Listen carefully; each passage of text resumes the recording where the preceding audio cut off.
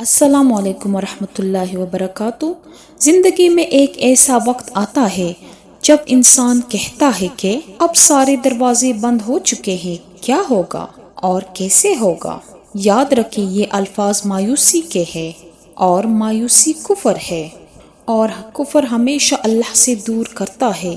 اللہ اسی شخص کو آزماتا ہے جسے اللہ کا قرب حاصل ہونا ہوتا ہے۔ پھر ہمیں یہ معلوم ہونا لازمی ہے کہ جو ہو رہا ہے اللہ ہی کی اجازت سے ہو رہا ہے، اور اللہ ہمیشہ آزمائش کے وقت صبر کے بعد اس چیز سے نوازتا ہے جس چیز کی آپ طلب رکھتے ہیں، جس چیز کی خواہش آپ کے دل میں رکھتے ہیں۔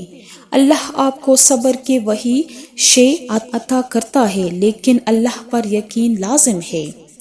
اللہ اس بندے سے بہت خوش ہوتا ہے جو اس کے کاموں پر یقین رکھے، اور جسے یہ معلوم ہو کہ ہر آزمائش کے بعد ہی بلند مقام حاصل ہوتا ہے۔ اللہ کی رحمت سے مایوس نہ ہو، اللہ ہمیں دیکھ بھی رہا ہے اور سن بھی رہا ہے، اور تمہارے رب نے فرمایا، مجھ سے دعا کرو میں قبول کروں گا۔